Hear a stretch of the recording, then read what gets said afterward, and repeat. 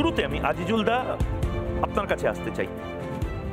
আজিজুল বিশ্বাস, আপনি দেখছেন গোটা বাংলাতে প্রতিবাদ হচ্ছে, সেটা হতেই পারে।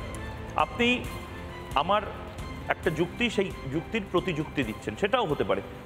কিন্তু পুলিশের গাড়ি ভাঙা, পুলিশের গাড়ি জ্বালানো, রাস্তায় দাঁড়িয়ে ধর্মীয় স্লোগান এবং তার সাথে সাথে বলে দেওয়া যে আজ এইটুকু সংখ্যক মানুষকে নিয়ে এসেছি, কাল হয়তো গোটা সম্প্রদায়কে একসাথে নিয়ে অবরুদ্ধ করে দেবো, বাংলাকে শাহিনবাগ বানিয়ে দেবো, এটা কিসের জন্য?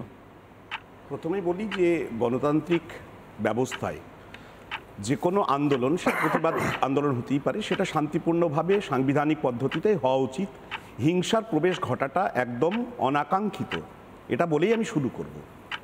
কিন্তু এই যে বিভিন্ন জায়গায় হিংসার প্রবেশ ঘটছে, কেন ঘটছে, সেইখান থেকে আমরা যদি ভেতরে ঢোকার চেষ্টা করি, তাহলে এই ওয়াকফ বিল পাশ হয়ে গেল এবং আমরা দেখব যে 2014 সালের পর থেকে একের পর এক যে পদক্ষেপ, রাষ্ট্রীয় পদক্ষেপ, কেন্দ্র সরকারের দ্বারা যে পদক্ষেপ, সেই পদক্ষেপগুলো বলে দিচ্ছে যে একদম উদ্দেশ্য প্রণোদিতভাবে ভারতবর্ষের সবচেয়ে সংখ্যাধিক্যের সংখ্যাগুরু যারা, এই সংখ্যালঘু যারা, আমি ক্যাটাগরিক্যালি বলছি, ইসলাম ধর্মাবলম্বী যারা মানুষ, তারা নানাভাবে সাংবিধানিকভাবে, ধর্মীয়ভাবে, সাংস্কৃতিকভাবে এবং তাদের নাগরিক যে অধিকার রয়েছে সেইগুলোকে কেড়ে নেওয়ার একটা প্রচেষ্টা নানাভাবে দেখা দিচ্ছে। তার অন্যতম হচ্ছে এই ওয়াকফ সংক্রান্ত যে আইন পাশ হয়েছে সেটার মাধ্যমে। এবং এর মধ্যে এমন একটা ন্যারেটিভ তৈরি করা হচ্ছে, এই যে পার্লামেন্টে যে ডিবেট হলো তাতে বলা হচ্ছে যে ওয়াকফ সংক্রান্ত বিলের মাধ্যমে নারীর একটা এম্পাওয়ারমেন্টের একটা গল্প হচ্ছে। এত নারী হিতে কেন্দ্র সরকার কাজ করছে। আমি একটা বলি, এই যে 2রা এপ্রিল লোকসভায় পাশ হলো, পরের দিনই আমরা দেখলাম রাজ্যসভায় পাশ হলো, 5 তারিখে রাষ্ট্রপতি সই করলেন, 8 তারিখে গোটা দেশ জুড়ে ওয়াকফ লাগু হয়ে গেল। খুব ভালো কথা। এখন প্রশ্ন হচ্ছে, যে নারী ভারতবর্ষে, মুসলিম নারীর জন্য কল্যাণ করার শুধুমাত্র দরকার নেই, সকল নারীর হোক না কল্যাণ, আমরা তো তাই চাই। সেখানে আমরা দেখব 2024 সালে পাশ হওয়া মহিলা সংরক্ষণ বিল কবে চালু হবে বলেছে অমিত শাহ, বলেছেন স্বরাষ্ট্রমন্ত্রী 2029 সালে হবে। তো 2000 এবং এটা যেটা হিসেব বলছে 2047 সালে এসে দাঁড়াবে যে সম্পূর্ণভাবে মহিলা সংরক্ষণ বিল কার্যত পূর্ণাঙ্গভাবে সেটা ইমপ্লিমেন্টেড হবে। এটা কেন? অর্থাৎ আমরা দেখব যে বিলকিস বানো থেকে শুরু করে উন্নাও, কাঠুয়া, হাথরাস, আসারাম বাপু, রাম রহিম কিংবা মণিপুর, সর্বত্র একটা নারী বিদ্বেষী সরকার, যারা নারীর কল্যাণ করতে গিয়ে তারা শুধু নাটক ছাড়া আর কিছু করতে পারে না, সেই সরকার ওয়াকফ সংক্রান্ত যে বিল আইনে পরিণত করেছে, তার মাধ্যমে আবারও তারা প্রমাণ করলো এই দেশে শুধুমাত্র সংখ্যাগুরুর আধিপত্যবাদ প্রতিষ্ঠাকে সামনে রেখে এই সরকার এগোচ্ছে।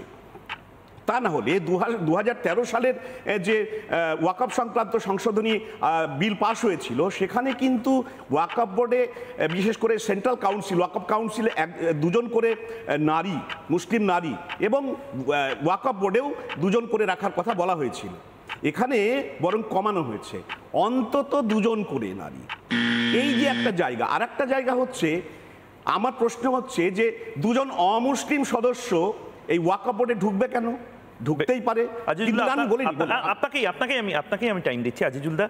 আমি এখনো বুঝলাম না যে ভারতবর্ষের পাবলিক প্রপার্টি পোড়ানো কেন হলো, পুলিশের গাড়ি কেন জ্বালানো হলো, ট্রেন লাইন বন্ধ কেন হলো, ওয়াকফ আইনে মুসলিম বিরোধী কি আছে দাদা? আপনারা 1, 2, 3 করে বলুন। আমি তো দেখতে পাচ্ছি একজন নির্দিষ্ট লেখিকা, সেই লেখিকার কোনো লেখা ভয়ঙ্কর রকম ধর্মবিরোধী বলে যেভাবে রাস্তায় নামিয়ে দিয়েছিলেন কিছু নেতা, ঠিক সেভাবে কিছু নেতা এখানেও চেষ্টা করছেন। মানে কি আছে? 1, 2, 3, 4 করে বলুন না। নরেন্দ্র মোদী সরকার, তার দল, কেন্দ্রীয় সরকার, তারা শুনুক না রিপাবলিক বাংলার আজকের এই যুক্তি, এবং তারপর আবার কথাও, ফার্মার্স বিল রিভোক করা হয়েছে, এটা যদি প্রয়োজন হয় রিভোক করা হবে, সুপ্রিম কোর্টে যান। আমাকে আবার আপনি সময় নিন 2 মিনিট, আপনি বলুন যে কি আছে বিলটার মধ্যে, আইনটার মধ্যে, যেটা ভয়ঙ্করভাবে সব গেল রক তুলতে হবে দাদা। মানে আমি আপনাকে এই কারণে জিজ্ঞেস করছি, আপনি শিক্ষিত সংখ্যালঘু সম্প্রদায়ের একজন অধ্যাপক মানুষ এবং যিনি প্রতিদিন প্রাইম টাইম ডিবেটে আসেন। আসলে কি সমতার জায়গায় কথা বলে, সাংবিধানিকভাবে যে সমতার আদর্শ প্রতিষ্ঠিত, সেই জায়গায় আমি বলি 4টি রাজ্যের টোটাল হিন্দু এন্ডোমেন্ট অ্যাক্টের আন্ডারে যে সম্পত্তি বলি ওয়াকফ আইনটাই বলুন। আমি বলতে হবে, কম্পারেটিভ অ্যানালাইসিস না করলে কিন্তু বোঝা যাবে না, সমতার আদর্শকে বোঝা যাবে না। বলি আমি তামিলনাড়ু একটা সমতার আওতায় ছিল, আমাকে বলতে হবে। বলুন। অবশ্যই ছিল। এখানে ওয়াকফ সম্পত্তিটা তাহলে তুমি বোঝো না, ওয়াকফ সম্পত্তিটা কিভাবে তৈরি হচ্ছে, কাদের দানে তৈরি হচ্ছে, কোন উদ্দেশ্যে এটা ব্যবহৃত হওয়ার কথা বলা হচ্ছে, সেই জায়গাটা না বুঝলে হবে না কিন্তু। আচ্ছা, কোন জায়গায় আমি আজিজুল দা, আমি দেখুন প্রত্যেকে কিন্তু নিজের নিজের টাইম পাবে বলে। আজিজুল দা, পৃথিবীর কোথায় এই আইনটা আছে ওয়াকফ আল, আমি বুঝি না কিন্তু আপনি ধরিয়ে দেবেন, ওয়াকফ আল অলাদ আর ওয়াকফ বাই ইউজার। আল অলাদটা নিয়ে তো কোনো সমস্যা নেই আজিজুল দা, আপনি যদি মনে করেন যে আপনার আত্মীয় স্বজনকে না দিয়ে আপনি আল্লাহর নামে দিয়ে যেতে চান, আপনি দিয়ে দিন না, আপনার আম গাছ, জামরুল গাছ, আপনার মাঠ, গোল্লাচুটের মাঠ সব দিয়ে দিন। কিন্তু দাদা, আজ এই রিপাবলিক বাংলা স্টুডিওতে প্রতিদিন আপনারা 25 জন মিলে প্রার্থনা করলে কাল হঠাৎ করে ওয়াকফ বোর্ড বলে দেবেন না অর্ণব গোস্বামীর না, এটা ওয়াকফ বোর্ডের চ্যানেল। না না, আমার কি প্রশ্ন, এটা হতে পারে, এটা পাকিস্তানে নেই, এটা সিরিয়াতে নেই, প্যালেস্টাইনেও নেই, যে প্যালেস্টাইনের পতাকা নিয়ে আজকে আন্দোলনটা হচ্ছে। আমার এই প্রশ্ন করার কি অধিকার রয়েছে? না, ওয়াকফ বোর্ডে যদি দুজন অমুসলিম সদস্যকে প্যালেস্টাইনের কোন সরকারি তাহলে কোন হিন্দু এন্ডোমেন্ট অ্যাক্টে যে দেবত্র প্রতিষ্ঠান রয়েছে সেখানে কেন অহিন্দু কেউ ঢুকতে পারবে না? আছে তো। তোমার মনে আছে দিল্লির কৃষি বিলকে কেন্দ্র করে লালকেল্লা কি হয়েছিল? রিভোক হয়ে গেছে, জাতীয় পতাকাটাকে নামিয়ে কি হয়েছিল? হোক না, ওয়াকফ আইনও রিভোক হোক না। আপনারা সংবিধান, আপনারা যদি মনে করেন যে ভারতবর্ষটা বাংলাদেশ আর আপনারা ওই চাচাজান ইউনূসের মতন করে লাফিয়ে এখানে করতে পারবেন, সেটা করতে দেওয়া হবে না। অনুমোদন করি না। না, আমি বাধ্য হচ্ছি আমার রূপে ফিরতে।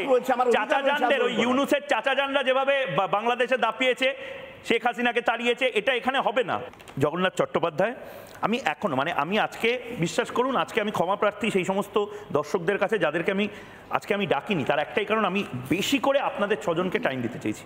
আমি এখনো বুঝতে পারছি না, আমি নাবালক, আমি একেবারে অশিক্ষিত, আমি জানি না যে কি হচ্ছে, আমি টিম্বাকতুতে থাকতাম, কিন্তু আমি এই দেশে এসে দেখছি যে এমন একটা আইন ছিল এ দেশে যেখানে কানামাছি ভোবো, যাকে পাবি তাকে ছো, ইডেন গার্ডেন ছুঁয়ে দিলাম ওয়াকফ, সোনার পাথরবাটির মতন বিভিন্ন জায়গা ওয়াকফ।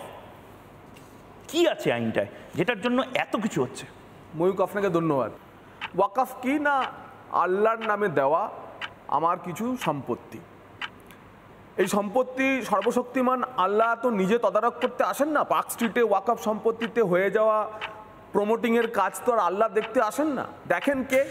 দেখেন হচ্ছে আল্লাহর নামে যে মুতওয়ালি বা যে ম্যানেজমেন্ট সিস্টেম রয়েছে তাঁরা। এই বিল কিসের জন্য? এই বিল মূলত সে আল্লাহর কাছে যাওয়া সম্পত্তি, আল্লাহর নামে ওয়াক্ত আল লিল্লাহ আর ওয়াক্ত আল আউলাদ, এই 2 প্রকারের যে সম্পত্তি, অর্থাৎ আমি আমার বংশধরদের ম্যানেজমেন্টে আমার সম্পত্তি আল্লাহর নামে দিয়ে গেলাম, আর আমি আমার সম্পত্তি আমার বংশধরদের নাই আল্লাহর নামে দিয়ে গেলাম। এই 2 প্রকারের ম্যানেজমেন্টের স্বচ্ছতা আনা। এর সঙ্গে কিভাবে ওয়াকফ সম্পত্তি কাজে লাগবে না, মুসলিম সমাজের সামাজিক এবং ধর্মীয় কারণে। মসজিদ হতে পারে, শিক্ষাকেন্দ্র হতে পারে, স্বাস্থ্যকেন্দ্র হতে পারে, এতিমখানা চলতে পারে, ইত্যাদি ইত্যাদি নানা কাজ এর মধ্যে চলতে পারে।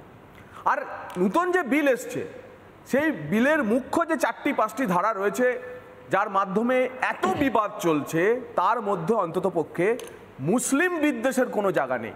শুধুমাত্র সরকার 39 লক্ষ একর প্রপার্টি, যা কিনা ভারত সরকারের ডিফেন্স এবং বাকি যে অন্যান্য দপ্তর রয়েছে তাদের সম্পলিত সম্পত্তির থেকেও বেশি, 39 লক্ষ একর।